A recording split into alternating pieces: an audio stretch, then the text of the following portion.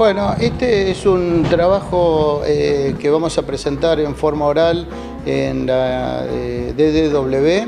El trabajo tiene una pregunta clínica muy común que tiene que ver con el tratamiento de la microbiota en los pacientes con síndrome de intestino irritable con diarrea dominante, en los cuales el sobrecrecimiento bacteriano es una situación clínica que se puede ver y se trata con antibióticos como la rifaximina. Esto genera toda una discusión bastante ardua porque los pacientes cuando vienen con estas manifestaciones clínicas, tienen, digamos, pacientes con criterios de Roma de intestino irritable, distensión abdominal, bloating, a ellos se les estudia el sobrecrecimiento bacteriano a través de un test de aire expirado con glucosa o con lactulosa, y si tienen sobrecrecimiento se les da una prueba de 14 días de rifaximina 3 veces por día, y en caso de que sea negativo no se hace porque no tiene sobrecrecimiento bacteriano. Hay una discusión porque hay gente,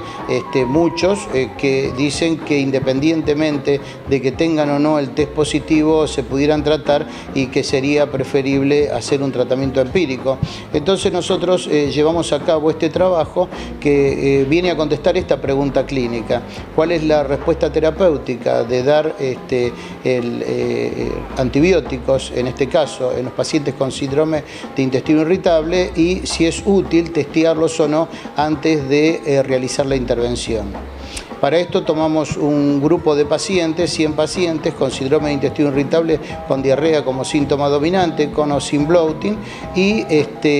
una vez que le hacíamos el test de sobrecrecimiento bacteriano con glucosa, nos daba un resultado positivo o un resultado negativo. Y a su vez le estudiábamos a todos el eje cerebrointestinal a través de cuestionarios validados de estrés, depresión, de ansiedad, depresión, somatización, y a los pacientes que tenían un test positivo le evaluábamos la respuesta clínica a la mejoría global del intestino irritable y la distensión abdominal,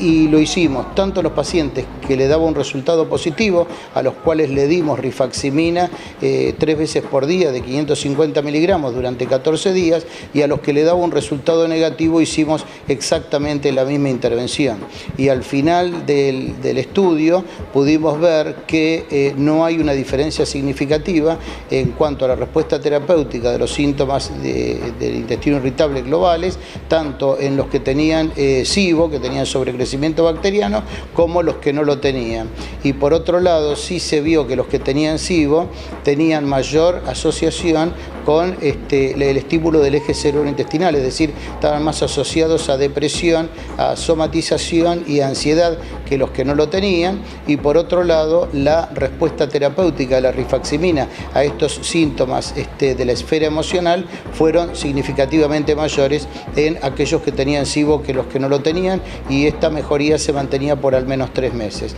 De tal forma que uno pudiera decir que a la luz de este trabajo, de los resultados de este trabajo, uno pudiera hacer una intervención directamente en los pacientes que tienen estas manifestaciones clínicas sin pasar por el proceso de realizar el estudio de sobrecrecimiento bacteriano con un test del aliento, por lo menos en la práctica primaria y en la atención secundaria. En la atención terciaria de la neurogastroenterología, donde vemos pacientes más complejos y que nos interesa muy bien saber cómo está estimulado el eje cerebrointestinal, quizás sea de utilidad saber esto por la asociación que tienen justamente con esta esfera emocional los que tienen sobrecrecimiento bacteriano. Estos son los resultados del trabajo y queríamos compartirlo con ustedes, y también invitar a la gente joven que se sume a responder preguntas clínicas, porque esta es una pregunta clínica la que contestamos, muy elemental, que hace mucho tiempo que estaba sin responder, que todo lo que se decía